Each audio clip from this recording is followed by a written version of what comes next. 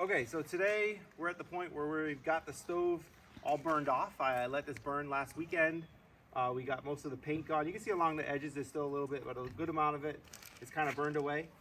So I think we're ready to start putting the pans in. We have all of our taps in. The weather's been pretty warm, so we should have some sap to boil soon.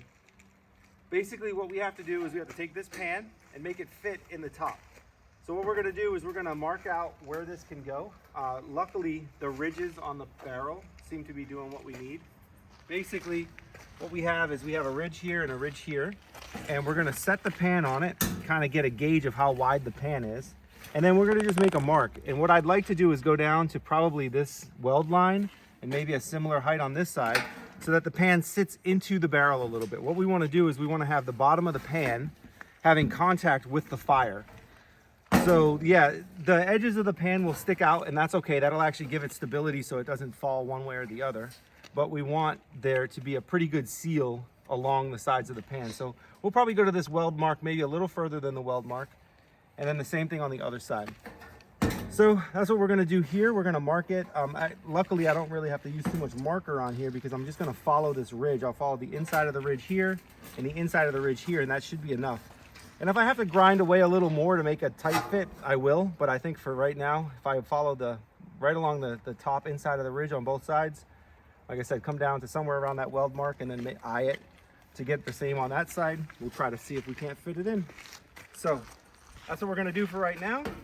I'll get to marking this and start cutting, and we'll come back.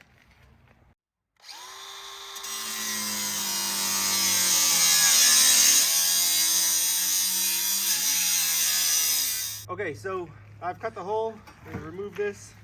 See, we got a nice square piece here.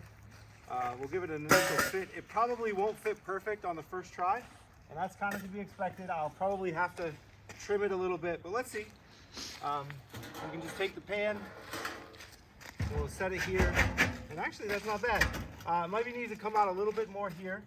I'm hitting a little bit in the corner here, but basically if you come over here, you can see what I got here is I'm almost down to the bottom here. Yep. Same on the other side. And we basically just want to trim this up so that I can get the pan to sit flush. But this is pretty much exactly what we want. We want the pan to be setting on top of the fire, have direct access to the fire at the bottom so that the liquid can boil easily. And when we have the smokestack on here, right, the smoke will be blowing away and not into the syrup.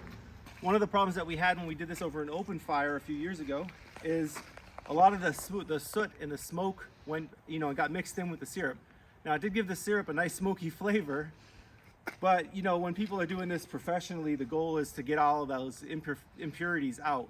We didn't mind it; it was perfectly fine. That was like old-fashioned style syrup, but we'd like to try and keep as much of the smoke away from the syrup so it doesn't pick up that smoky flavor as much. I think when you're doing it over an open fire like this, you're going to get some smoke flavor either way, but maybe we can get it a little less. So I got a little touching up to do here. Like I said, maybe bring this one out a little bit, bring this corner out a little bit, but then I think we'll be at a point where we might be able to get this set in here, and we could probably get a fire going, and we have a couple gallons of sap that we can start giving this a test with. So come back in a couple minutes and show you that. All right, so this is pretty much ready to get a start here. It is a little crooked. I don't know if you can make that out on screen here, but the thing tips that way, but that's okay. I can adjust this later. This is really just a first try, make sure everything works. So we got the smokestack put on. I got some wood and some kindling brought out. We're gonna get it started. We'll put some water in there just to kind of keep the pan from burning while the stove heats up, and then we'll start boiling some sap and we'll see what happens. When this is done, I think I will take some metal off of the left side here to bring the pan down a little more level. But for right now, once again, this is just a test run. See if it all works. It should be okay. Seems to fit pretty well. The smokestack is up behind it, which is nice. So hopefully we won't get any smoke and soot in our boil anymore. But we're gonna give this a try. I'll come back once I get some boiling going and show you what it looks like. All right, so we got the fire going. We had this boiling just a second ago. I just added some more sap. I went around, took a bucket, and just went around to all my blue buckets, my hanging buckets, and picked up any sap that was out there. got another 2 gallons or so. And I just dumped that in here. You can definitely see that this is pretty crooked, right? On the right side, there's maybe an inch, and on the left side, there's like 3 inches of space. So I definitely have to bring this side down, right? For sure. But it is working. This, like I said, was just boiling a few minutes ago. I don't know if you can pick it up on camera, but there's already wisps of steam coming out of it. And I just poured some pretty cold stuff in there. You can see there's a big giant chunk of ice. Our 5-gallon bucket that we had set in the snowbank, it got really cold like 2 days ago. The high was like 15. So that unfortunately froze. So what we did is we put it in another pan, and we've just got it set next to the stove. And what that's going to do is it's just going to start melting it for us. It's not going to cook down there, right? But that's not the goal. The goal is to just melt that 5-pound or that 5-gallon block of ice so that we can then put it on the evaporator. The fire's going pretty good. One thing I have noticed here, and we talked about this in the first video, is that the fire won't burn very well if the door's fully closed. And on the first video where I had this placed, I was able to keep the door propped open a little bit, but because the stove is currently slanted down a little bit, just because, it's uneven ground, that's not working. So what I've been doing, just sticking a piece of wood in there to hold the door, to give a little teeny bit of airflow to keep the fire going. That little bit of airflow does it. The holes that are down at the bottom here are just not big enough to let enough air through to keep that fire really, really going. You need to keep the door open just a teeny little bit. Hey, bud. So yeah, this is coming along well. It's working. The stove is burning. The water was boiling. This is fitting pretty well. We're not having a bunch of smoke come up around the pan, which was my main concern. The steam, it's hard to tell it right here. You can kind of make it out, but the smoke is coming out of the stack perfectly well. Once again, we didn't screw this in because I need to be able to move this, and so we didn't screw it all together. But just in general, this is working pretty well. I'm quite surprised at how well it's working. Okay, so we've been boiling for a little bit here. Fire's going. You can see that this block is melting, and we've got a nice boil going here on top of the stove. I do think I'm gonna have to bring the pot down lower to the fire. This took a lot longer to get boiling than it probably needed to. So I think dropping that pan down into the fire a little deeper would probably be a good idea. So once we're done with this boil and I go ahead and let the stove cool down, can get back out here and cut it down a little further. I think dropping the pan down another inch or two, probably 2, maybe 2.5 inches deeper into the actual stove, so the pan itself is closer to the fire. We'll just move it down. That should give us pretty good heat transfer from the fire into the actual pan. So it is working though. As you can see, we got a nice strong boil going here. We're gonna let this just keep boiling, and once it boils down, this is about halfway boiled down, what we'll do is we'll just pour some more of that into it, right? So that's just all we're gonna be doing. This is a constant thing all day. We'll just be letting it boil down. We'll pour some more in, let it boil down, pour some more in.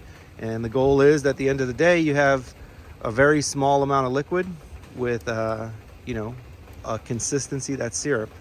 So there's a temperature that it has to get to. I forget the exact temperature. I want to say it's 217, but I'll look that up and mention it later. That's how you can know that it's at actual syrup stage. So once it gets to that temperature, then we'll be good.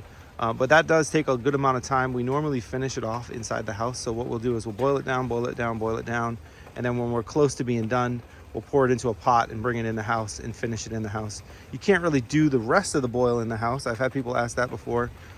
The reason is that you're evaporating a ton of water here. Standard maple sap, you have to boil it at a 40-to-1 ratio. So 40 gallons of syrup or sap gives you 1 gallon of syrup. It's a fairly significant boil.